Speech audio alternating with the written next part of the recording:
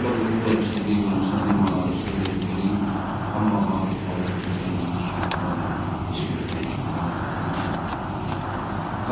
مجید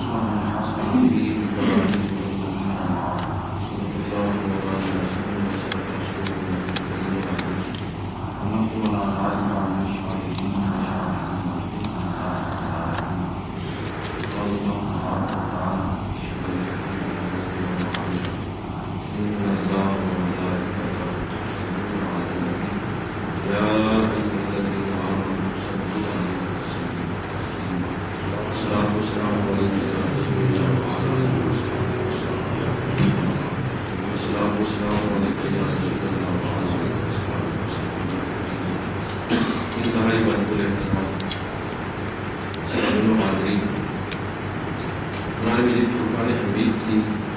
جو آیت مقدسہ میں نے آپ کے سامنے تلاوت کی ہے، اس پر میں ایک پہلو سے گفتگو آپ کی خدمت میں کر چکا ہوں کہ تاریخ نبوت کے اندر حضرت ابراہیم علیہ السلام وہ دوسرے پیغمبر ہیں جن کے بارے میں اللہ تعالیٰ نے یہ ارشاد فرمایا کہ وہ تمہارے لیے اسوہ حسنہ ہے ان کی سیرت۔ ایک رسول اللہ صلی اللہ علیہ وسلم ہے اور دوسرے ابراہیم علیہ السلام۔ 25 سورتوں میں اور 63 آیات کے اندر اللہ تعالیٰ نے بڑی جمعیت کے ساتھ حضرت ابراہیم علیہ السلام کا تذکرہ کیا۔ اس موضوع کا ایک پہلو آپ گزشتہ جمعے میں سماعت فرما چکے ہیں۔ ایک کہہ لیجیے کہ مزید اسی موضوع کی توسیع میں چند باتیں آپ احباب کی خدمت میں عرض کرنا چاہتا ہوں کہ یہ حج، قربانی اور خاص ذوالحج کے اندر جو حجاج کرام جو مناسک ادا کرتے ہیں، ان تمام مناسک کے پیچھے حضرت ابراہیم علیہ السلام کی سنت کا جذبہ کار فرما ہے،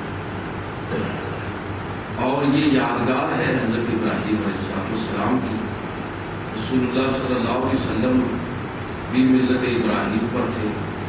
اور اس لحاظ سے اب یہ آپ صلی اللہ علیہ وسلم کی بھی سنت بن گئی، حضرت ابراہیم علیہ السلام کی سنت۔ حج، قربانی اور دیگر مناسک اور اوورآل حضرت ابراہیم علیہ السلام کی سیرت کا مطالعہ کرنے کے بعد چند اہم باتیں جو ہمیں سمجھنی چاہیے وہ میں آج عرض کرنا چاہتا ہوں کہ آپ کی سیرت کو دیکھیں، آپ کا جو نبوی کردار ہے اس کا مطالعہ کریں۔ قرآن مجید فرقان حمید نے ان کے بارے میں جو نکات بیان کیے ہیں ان سب کو اپنے سامنے رکھیں تو آپ کی سیرت سے بعض مزید باتیں جو اخذ ہوتی ہیں انشاءاللہ تعالی وہ آپ کی خدمت میں عرض کرنا چاہتا ہوں۔ اس میں سے ایک چیز تو یہ ہے کہ حضرت ابراہیم علیہ السلام نے اللہ کے حکم سے جب یہ اللہ تعالیٰ کی طرف سے حکم ہوا وَأَذِّن فِي النَّاسِ بِالْحَجِّ کہ آپ لوگوں کے اندر حج کی منادی کریں، آپ نے حج کی منادی کی۔ حجاج کرام وہاں پر جو مناسک ادا کرتے ہیں تو ظاہر ہے کہ ان تمام افعال کا، اعمال کا تعلق اسی خاص جگہ کے ساتھ ہے۔ ظاہر طواف ہوگا، گزر ہوگا، مینا ہے، مزدلفہ ہے، عرفات ہے اور دیگر مقامات، صفا اور مروہ کی سائی ہے، یہ سارے معمولات ادھر کے ہی ہیں۔ لیکن ایک چیز کو وسعت دیتی اور اس کو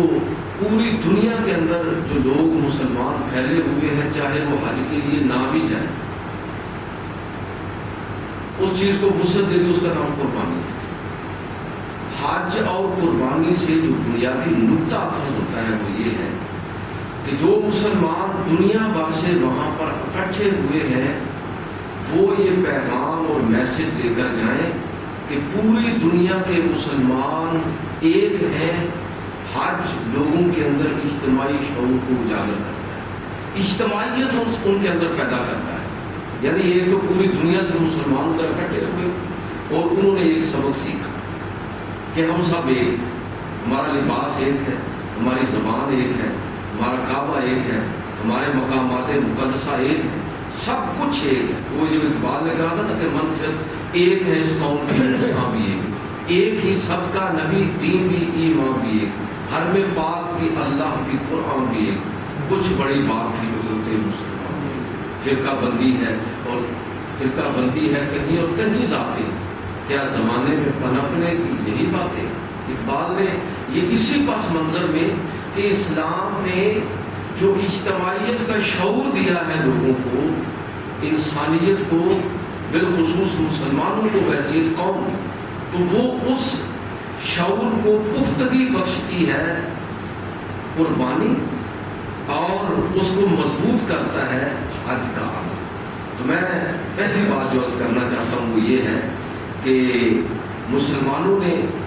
حضرت ابراہیم علیہ السلام کی سنت اور آپ کی ملت سے ہونے کے نتیجے میں جو چیز ان کو سمجھنی ہے اور سمجھنی چاہیے وہ یہ ہے کہ گویا اس حج اور قربانی کے ذریعے ہمیں ایک سبق یہ ملا کہ پوری دنیا کے مسلمان، چاہے وہ کسی خطہ زمین سے تعلق رکھتے ہوں، کسی ملک سے تعلق رکھتے ہوں، کسی علاقے سے تعلق رکھتے ہوں، ان کا رنگ، نسل، زبان کوئی بھی ہو، لیکن ساری دنیا کے مسلمان ایک ہیں۔ دیکھیں آج بھی قربانی ہو رہی ہے، عید کا تیسرا دن، پوری دنیا کے اندر یہ ایک، یعنی یہ ان لوگوں کے لیے سبق ہے جو حج کے لیے نہیں بھی گئے، جو وہاں گئے انہوں نے اجتماعیت کا وہ سبق وہاں جا کے سیکھ لیا، اور جو یہاں ہیں انہوں نے قربانی ایک ساتھ کر کے گویا کہ اس شعور کو اپنے اندر بیدار اور پختہ کیا کہ پوری دنیا کے مسلمان جو وہاں ہیں وہ بھی، اور جو اپنے اپنے علاقوں کے اندر موجود ہیں وہ سارے کے سارے ایک ہیں۔ اور وہ جو اقبال نے کہا تھا نا کہ بتانے رنگ و بو کو توڑ کر ملت میں گم ہو جا، نہ تو رانی باقی رہے نہ ایرانی اور افغانی، یہ وہ تصور ہے۔ تو پہلی چیز جو حضرت ابراہیم علیہ السلام کی سیرت سے سیکھنے والی ہے وہ یہ ہے کہ اجتماعیت کے شعور کو پختہ کیا جائے۔ یہ چیز حج، قربانی اور دیگر مناسک جو ہیں وہ ہم کو سکھاتے ہیں، ایک چیز۔ دوسری چیز یہ وہ نکات میں عرض کر رہا ہوں جو پچھلے خطبات میں رہ گئے تھے، وہ نکات آپ کی خدمت تاکہ پچھلا جو موضوع ہے وہ مکمل ہو گیا۔ دوسری چیز جو ہمیں سمجھ آتی ہے وہ یہ ہے کہ حضرت ابراہیم علیہ السلام کی جو گھریلو زندگی ہے، یہ زندگی بھی ہمارے لیے اسوۃ حسنہ ہے۔ آپ اس تفسیر کو پڑھیے تاریخ اور سیرت کی کتابوں کے اندر کہ حضرت ابراہیم علیہ السلام کا کیا تعلق ہے اپنی زوجہ محترمہ کے ساتھ، اور کس طرح کا وہ تعلق ہے، کتنا ایمان افروز تعلق، اور میاں بیوی کا باہمی اعتماد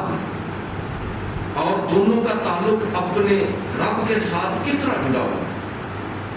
قرآن مجید فرقان حمید کے اندر اس کی بعض تفصیلات موجود ہیں، باقی سیرت کی کتابوں کے اندر ہے کہ جب حضرت ابراہیم علیہ السلام اپنی زوجہ محترمہ اور شیر خان بچے کو اس وادی غیر ذی زرع کے اندر چھوڑ کر روانہ ہونے لگے ہیں، وہ بار بار آپ کو پوچھ رہی ہے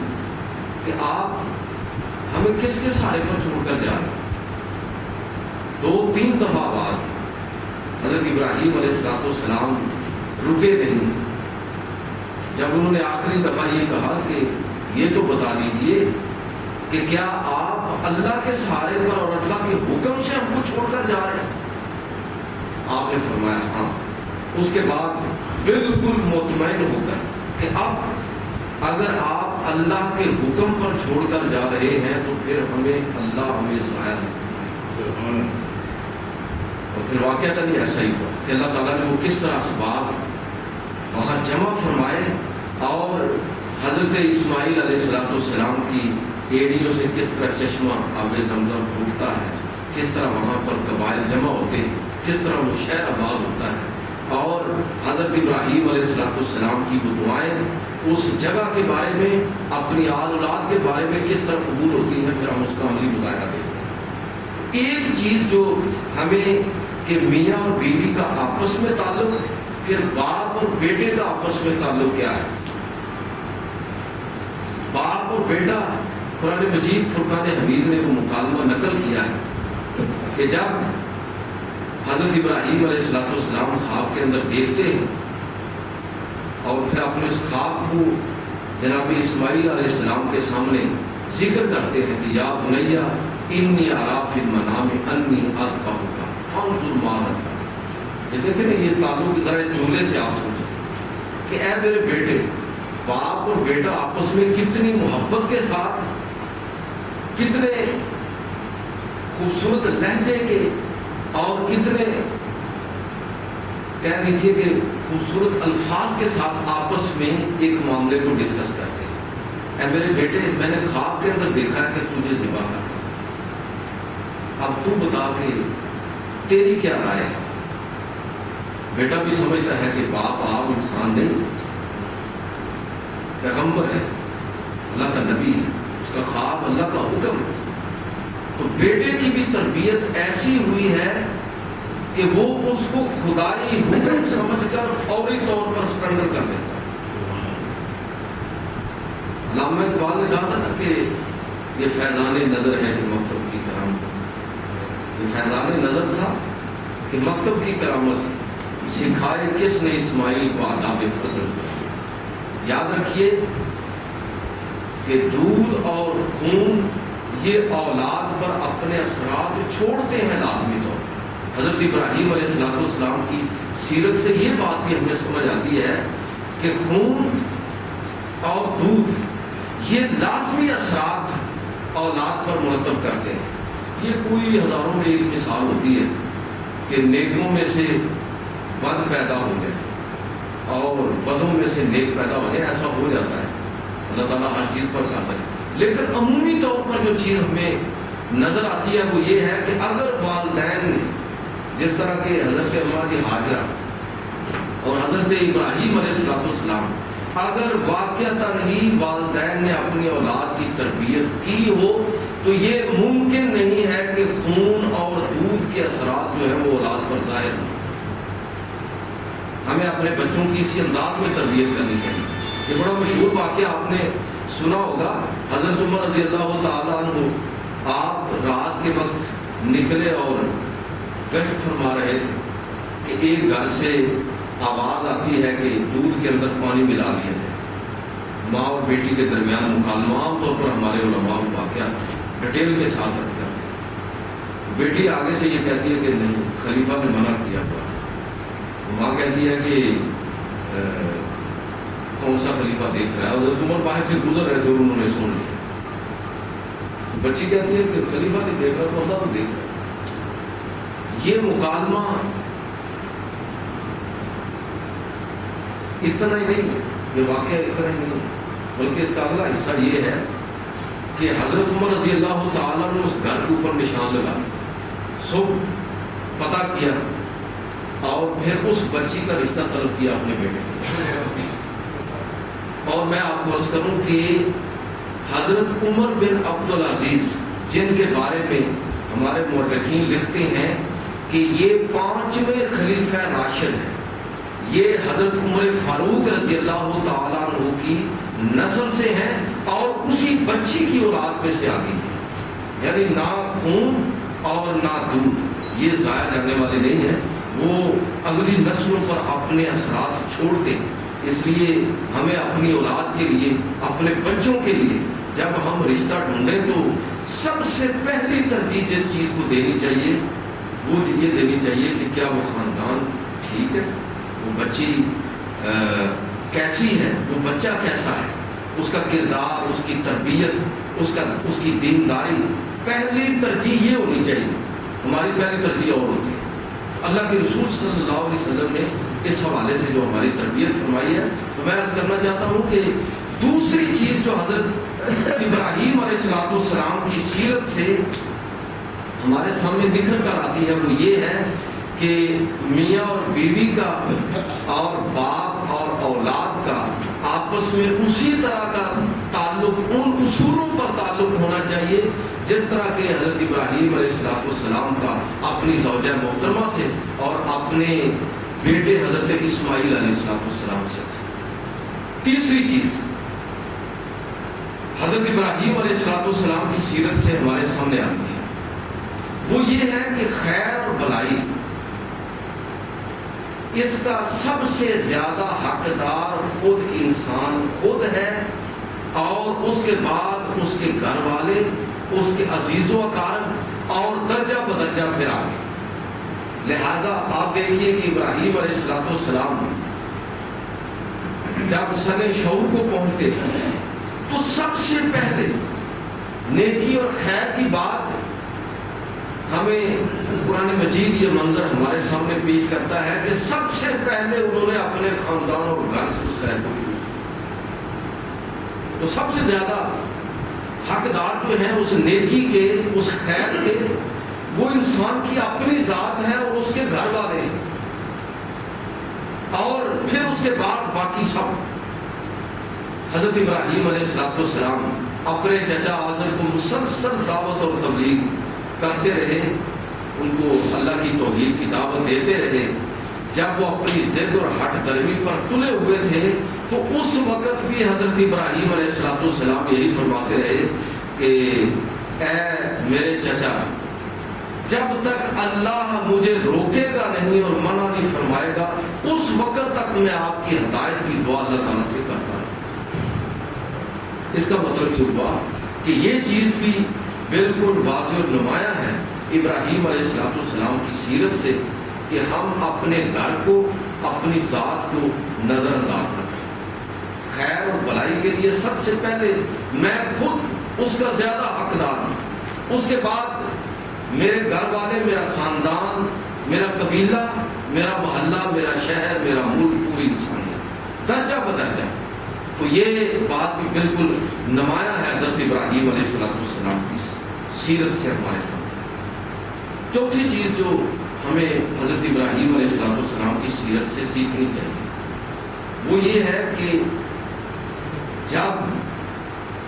انسان کا عمل صرف اور صرف اللہ کی رضا کے لیے ہوتا ہے، وہ صرف اور صرف اپنے رب کو راضی کرنا ہی اس کی زندگی کا مقصد اور منشا ہوتا ہے، تو پھر اللہ رب العزت اس شخص کو اپنا محبوب بھی بنا لیتا ہے اور انسانوں کا محبوب بھی اس کو بنا لیتا ہے۔ یہ حضرت ابراہیم علیہ السلام کی سیرت سے دیکھیے کہ جب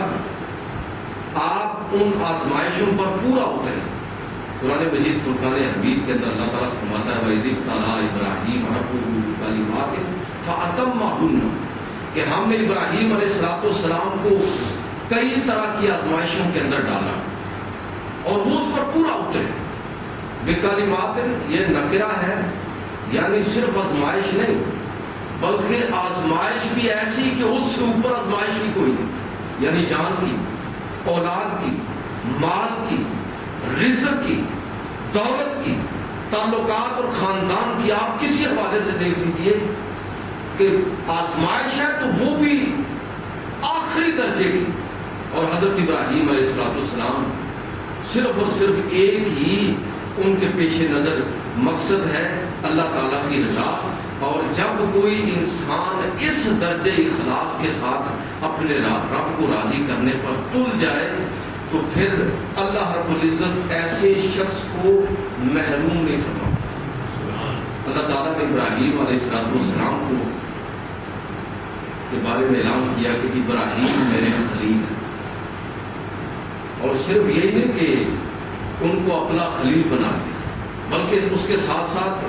یہ اعلان بھی فرما دیا کہ اب ابراہیم علیہ السلام یہ وہ ہیں کہ انی جاعلک للناس اماما، اے ابراہیم ہم نے آپ کو اپنا خلیل بھی بنا لیا، اپنا دوست بھی بنا لیا، اور پوری انسانیت کا آپ کو امام، اقوام عالم کا پیشوا آپ کو بنا دیا۔ اور واقعتاً ایسا ہے کہ یہودی، عیسائی، مسلمان یہ دنیا کے تینوں الہامی مذاہب اور بہت سارے معاملات میں اختلاف کرتے ہیں، لیکن حضرت ابراہیم علیہ السلام کی پیشوائی پر ان تینوں مذاہب کے اندر کوئی اختلاف نہیں۔ تو یہ بات ہمیں سمجھ آتی ہے کہ اگر کوئی شخص اللہ کو راضی کرنے پر تلا ہوا تو اللہ رب العزت بھی اس کو راضی کر کے چھوڑتا ہے، اللہ رب العزت بھی اس کو محروم نہیں فرماتا، اس کو اپنا خلیل اور اپنا دوست بھی بنا لیتا ہے، اور لوگوں کے اندر بھی ان کا مقام، اس کا مرتبہ اور مقام اور عزت اور وقار اس طرح بحال کرتا ہے کہ لوگ بلا تردد اس کو اپنا امام اور پیشوا بنا دیتے ہیں۔ حضرت ابراہیم علیہ السلام، اس میں نبی کریم صلی اللہ علیہ وسلم کی ایک حدیث سے مزید ہمیں رہنمائی ملتی ہے کہ کیسے کوئی شخص اپنا مقام اور مرتبہ اس دنیا کے اندر، کیسے کوئی شخص اپنا مقام اور مرتبہ بہتر بنا سکتا ہے، اللہ کا محبوب کیسے بن سکتا ہے، انسانوں کا محبوب کیسے بن سکتا ہے۔ حضرت ابراہیم علیہ السلام کی سیرت سے بالکل نمایاں ہے۔ ایک حدیث مزید عرض کرتا ہوں، بات کو آگے بڑھائیں گے کہ ایک صحابی حضرت ابو العباس سعد بن سعد الساعدی رضی اللہ تعالیٰ عنہ، ان سے روایت ہے کہ ایک شخص رسول اللہ صلی اللہ علیہ وسلم کی بارگاہ میں حاضر ہوا اور کہنے لگا کہ اے اللہ کے رسول، مجھے کوئی ایسا عمل بتائیے کہ جب میں وہ عمل کروں تو اللہ مجھے اپنا محبوب بنا لے، اللہ مجھ سے محبت کرنے لگے اور لوگ بھی مجھ سے محبت کرنے لگے۔ کہ اللہ کے رسول مجھے ایسا عمل بتا دے، اگر میں اس کو کروں تو اللہ بھی مجھ سے محبت کرنے لگے اور لوگ بھی مجھ سے محبت کرنے لگے۔ یہ سنیے اور ہم اپنی زندگی کے اندر اس کو اپنائیں۔ نبی کریم صلی اللہ علیہ وسلم نے ایک جملے کے اندر وہ اتنے بڑے سوال کا ایک جملے کے اندر جواب ارشاد فرمایا کہ اذھب فی الدنیا یحبک اللہ، جو کچھ دنیا میں ہے اس کو چھوڑ دے، اللہ تجھ سے محبت کرے گا۔ واذھب فی ما عند الناس یحبک الناس، اور جو لوگوں کے پاس ہے اس کو بھی چھوڑ دے، لوگ تجھ سے محبت کرنے لگے۔ لوگوں کے پاس کیا ہے؟ لوگوں کے پاس مال ہے، دولت ہے اور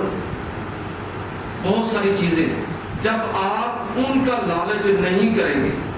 آپ کی کسی انسان سے محبت کسی لالچ کی بنیاد پر نہیں ہوگی۔ آپ اس وجہ سے کسی انسان سے تعلق نہیں رکھیں گے کہ یہ بڑا عہدیدار ہے، اس کے پاس دولت بڑی ہے، اس کے پاس جو اس کا سماجی اور معاشرتی مقام ہے، اس کی وجہ سے مجھے فائدہ ہو سکتا ہے۔ جب اس وجہ سے میں کسی سے محبت نہیں کروں گا اور کسی سے اپنے تعلق کو استوار نہیں کروں گا، وہ تعلق بغیر کسی لالچ کے ہوگا تو یقیناً اس شخص کے دل میں میری قدر پیدا ہوگی، میری محبت پیدا ہوگی۔ اللہ کے رسول صلی اللہ علیہ وسلم نے اسی نقطے کو بیان فرمایا کہ تو جو کچھ لوگوں کے پاس ہے اس کو چھوڑ دے، لوگ تجھ سے محبت کرنے لگیں گے، اور جو کچھ دنیا کے اندر ہے اس سے بے نیاز ہو جا، اللہ تعالیٰ تجھ سے محبت کرنے لگے۔ حضرت ابراہیم علیہ السلام کو دیکھیے، آپ کی سیرت واقعتاً ہی ایسی نظر آتی ہے کہ کوئی پرواہ نہیں ہے، کہ لوگوں کے پاس جو کچھ ہے اس کی طلب ہی نہیں ہے۔ بھائی اگر حضرت ابراہیم علیہ السلام جس خاندان کے چشم و چراغ تھے، سیرت نگار لکھتے ہیں کہ سب سے بڑا مذہبی عہدہ انہی کے پاس تھا، ان کے چچا تھے آزر، سب سے بڑے مذہبی رہنما کو کہا جاتا ہے۔ اس دور کے اندر جو سب سے بڑا مذہبی عہدہ تھا وہ آپ کے چچا کے پاس تھا۔ تو اگر آپ اس عہدے کو اور اپنے اس مستقبل کو پیش نظر رکھتے تو یقیناً وہ عہدہ آپ کے لیے تھا، لیکن چھوڑ دیا اس کو، پرواہ نہیں کی، اپنے مستقبل کی قربانی دے۔ حضرت ابراہیم علیہ السلام نے جو قربانیاں دی ہیں تو صرف ایک قربانی نہیں دی، اپنے مستقبل کو قربان کر دیا۔ جو کچھ لوگوں کے پاس تھا، جو لوگوں سے ان کو مل سکتا تھا، اس کو قربان کر دیا، پرواہ نہیں کی اس کی۔ نبی کریم صلی اللہ علیہ وسلم نے اسی بنیادی نقطے کو بیان فرمایا کہ جو کچھ دنیا کے اندر ہے اے انسان جب تو اس کو چھوڑ دے گا اللہ تجھے اپنا محبوب بنا دے گا، اور جو کچھ انسانوں کے پاس ہے جب تو اس سے بے نیاز ہو جائے گا وہ تیری ترجیحات میں نہیں رہے گی وہ چیزیں، تو اس وجہ سے کسی سے تعلق نہیں رکھے گا کہ اس کے پاس مال و دولت ہے، اس کے پاس عہدہ ہے، اس کو کوئی مقام حاصل ہے، اس وجہ سے نہیں، ویسے تیرا ان کے ساتھ تعلق ہے، تو پھر اس شخص کے دل کے اندر بھی تیرے لیے قدر پیدا ہو۔ اچھا، اس میں ایک اور بڑی اہم بات، حضرت ابراہیم علیہ السلام کی سیرت کا ایک اور پہلو، اس کو آپ پانچواں نقطہ بھی کہہ سکتے ہیں کہ حضرت ابراہیم علیہ السلام کے بارے میں جب اللہ تعالیٰ نے اعلان فرمایا کہ انی جاعلک للناس اماما، اے ابراہیم علیہ السلام ہم آپ کو تمام انسانوں کا امام بنانے والے ہیں، تو فوراً جس طرح انسان کی نفسیات ہے فوراً ان کے دل کے اندر یہ بات آئی، قال ومن ذریتی، فوراً کہا کہ اے رب کریم اور میری اولاد، فوراً سوچا جس طرح میں اور آپ، تو انبیاء بھی انسان ہیں، وہ بھی سوچتے ہیں، تو بہت ساری چیزیں ظاہر ہے کہ وہ ساری چیزیں، وہ سارے معاملات جو عام انسان کو لاحق ہوتے ہیں اس سے نبی گزرتا ہے، تو فوراً یہ کہا کہ اے اللہ ومن ذریتی، اے اللہ اے رب کریم اور میری اولاد، میرے لیے تو امامت کا اقوام عالم کی پیشوائی کا اعلان ہو گیا، تو میری اولاد، اللہ رب العزت نے اسی وقت یہ ارشاد فرمایا، قال لا ینال عہد الظالمین، اے ابراہیم میرا یہ وعدہ تمہارے لیے ہے، یہ صرف تمہارے لیے ہے،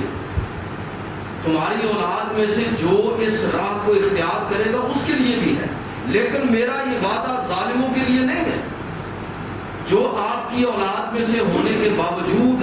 آپ کے رستے کو چھوڑ کر دوسری طرف نکل جائے گا اس کے لیے قوموں کی امامت کا وعدہ میرے پاس نہیں ہے۔ یہ بڑا زبردست ایک اصول ہے، اگر ہم اس کو دیکھیں بحیثیت قوم ہم اس پر غور کریں تب بھی بڑی اہم بات ہمیں اس کو کلیئر ہونی چاہیے ہمارے اوپر، اور بحیثیت فرد کے بھی یہ بات بڑی واضح اور کلیئر ہے کہ اللہ رب العزت نے روحانیت جو انبیاء کی وراثت ہے وہ ان کی تعلیمات ہے، وہ ان کا علم ہے، مال و دولت انبیاء کی وراثت نہیں ہے، وہ مقام ہے جس پر اللہ نے ان کو فائز کیا ہے، یہ وراثت ہے، اور یہ وراثت اسی کو ملے گی وہ چاہے کوئی بھی ہو جو ان کی راہ پر چلنے والا ہے۔ اس سے خود بخود یہ بات بالکل واضح ہو جاتی ہے کہ یہ جو ہمارے ہاں بدقسمتی سے ہندو کلچر کے زیر رسم جو ایک رسم و رواج بن گیا ہے کہ مولوی صاحب ہیں تو اب اس مسجد پر ان کے بعد ان کے بیٹے نے قبضہ کرنا ہے محراب اور منبر پر، یہ غلط کلچر ہے۔ اور یہ جو بات ہے کہ پیر صاحب فوت ہو گئے ہیں اب لازمی طور پر ان کی اولاد ہی قابض ہوگی، اور باقاعدہ لوگ لڑائی جھگڑے اور ایک ایک قبر پر اور ایک ایک آستانے پر جو کئی آگے گدیاں بنی ہوئی ہیں، تو یہ کس چیز کا، یہ کیا ہے؟ دین کی دعوت اور تبلیغ کے لیے تو کسی لڑنے مرنے کی ضرورت نہیں ہے، یہ کیا ہے؟ میں عرض کیا کرتا ہوں کہ یہ وہ کاروبار ہے جو آج 90% آستانوں کے اوپر ہو رہا ہے۔ یہ نہیں ہے کہ صوفیاء کا کردار نہیں، یہ نہیں ہے کہ ان کی عظمت کا ہم انکار کریں، یہ نہیں ہے کہ ہمارے آباء اجداد کے قبول اسلام میں ان بات کو آپ نظر انداز کریں، تو آپ تصور کیجئے کہ خدا نخواستہ یہ عین ممکن تھا کہ ہم نسل در نسل اسی دین پر ہوتے، جو ہندو بھی ہو سکتا ہے، ہندو مت بھی ہو سکتا ہے، بدھ مت بھی ہو سکتا ہے، یا کوئی اور مذہب ہو سکتا ہے، تو یہ ان بزرگ ہستیوں کا احسان ہے۔ لیکن اس کے بعد آج کے دور کے اندر بزرگان دین کے نام پر جو دھوکہ ہو رہا ہے، حضرت ابراہیم علیہ السلام کی سیرت سے اس بات کو سمجھیے اور سیکھیے کہ بالکل واضح طور پر جب ابراہیم علیہ السلام نے اس خواہش کا اظہار کیا کہ اللہ میرے لیے تو امامت کا اعلان ہو گیا، ومن ذریتی، میری اولاد، اللہ رب العزت نے دو ٹوک الفاظ میں فرمایا، قال لا ینال عہد الظالمین، کہ یہ آپ کے لیے ہے، آپ کی اولاد میں سے جو آپ کے راستے سے ہٹ جائیں گے، ظالم، شرک کے اندر مبتلا، ظلم سب سے بڑا قرآن کہتا ہے کہ شرک سب سے بڑا جو ظلم ہے وہ شرک ہے. تو جو حضرت ابراہیم علیہ السلام کے راستے سے ہٹ جائے گا، چاہے وہ ان کی آل اولاد سے ہی کیوں نہ ہو، ان کے لیے یہ وعدہ نہیں ہے. تو میں یہ عرض کرنا چاہوں گا کہ یہ بات بڑی قابل توجہ ہے کہ اللہ تعالیٰ نے حضرت ابراہیم علیہ السلام کی کتنی دعائیں قبول فرمائی ہیں قرآن پاک میں پڑھیں. میں نے عرض کیا نا کہ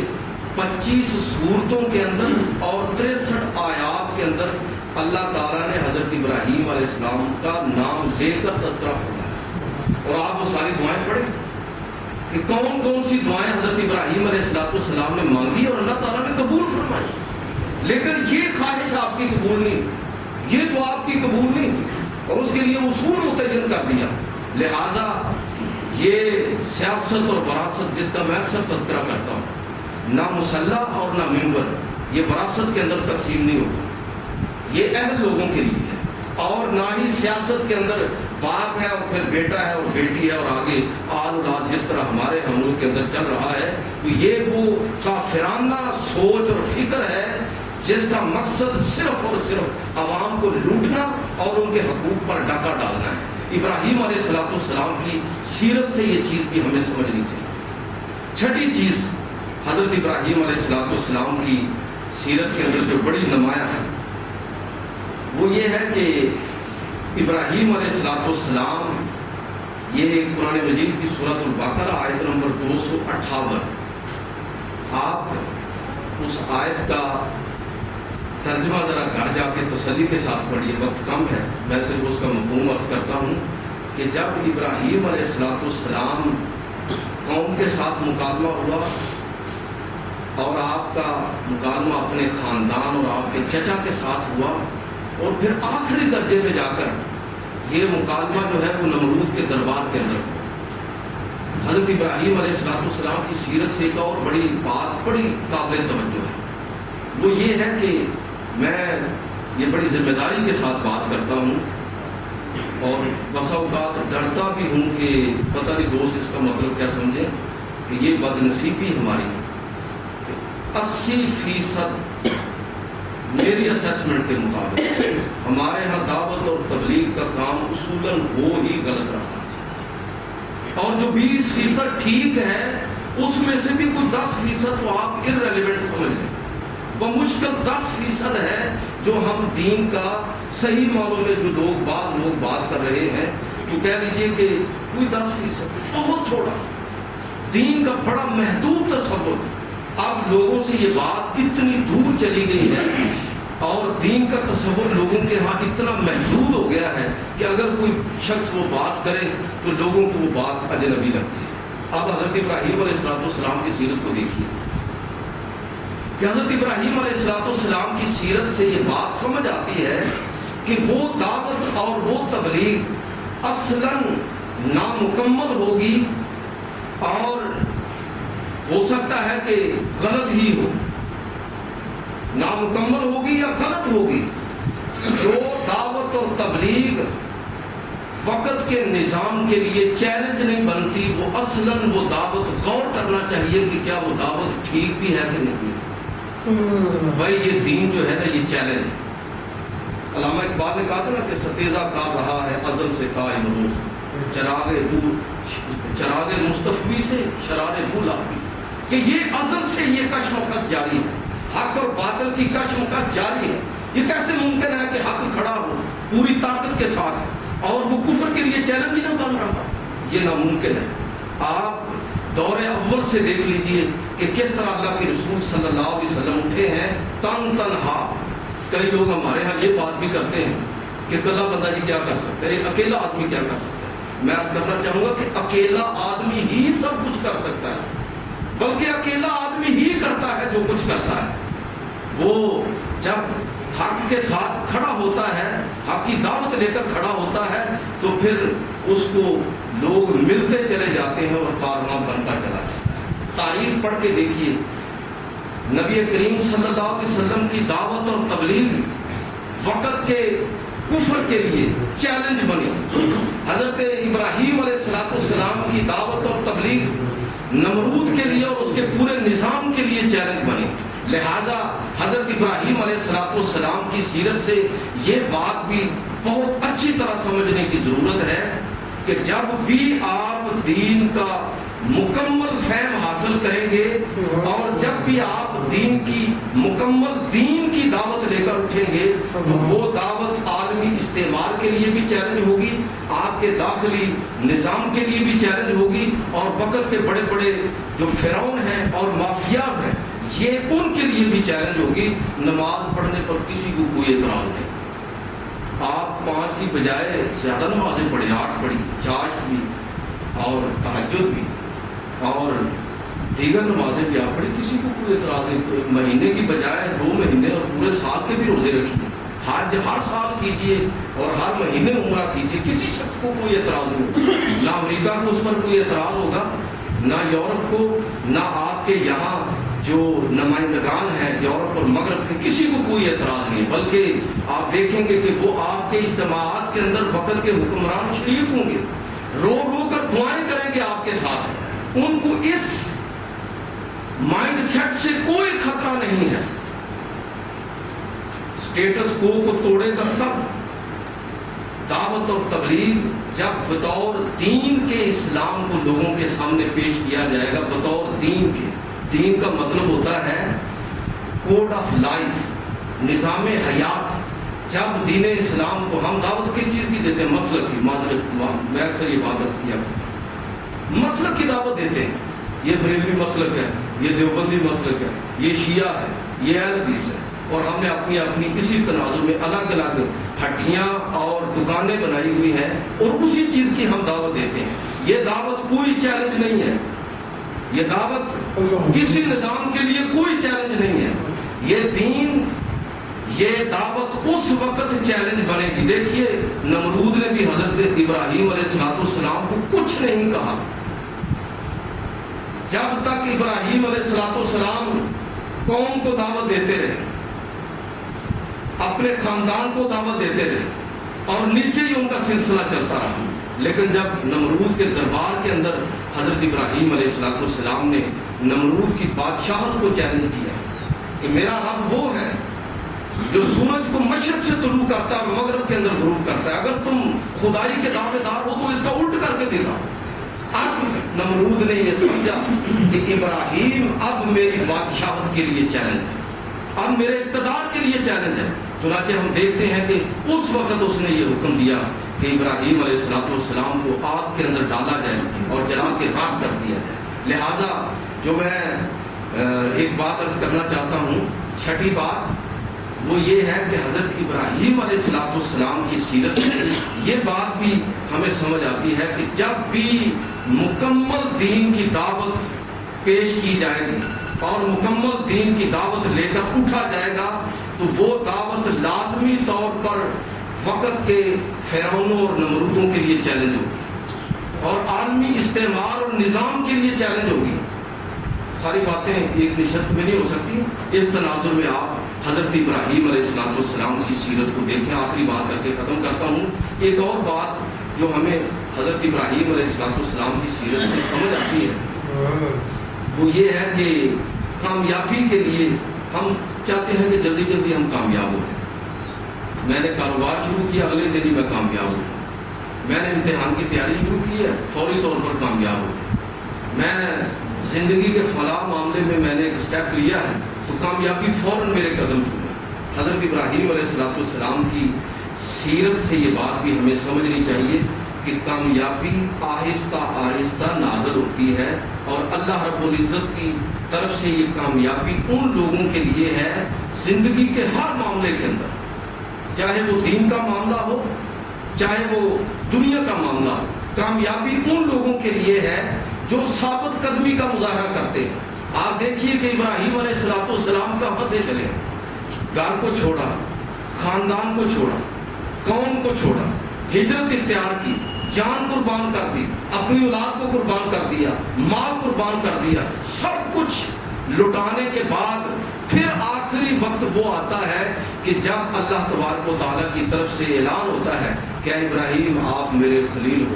آپ جو مانگو گے میں آپ کو عطا فرماؤں گا۔ تو یہ کامیابی اس شخص کے لیے ہے اور اس قوم کے لیے ہے جو ثابت قدمی کا مظاہرہ کرے۔ اقبال نے کہا نا کہ آج بھی ہو جو ابراہیم کا ایمان پیدا، آگ کر سکتی ہے انداز گلستان پیدا۔ اللہ تعالیٰ ہم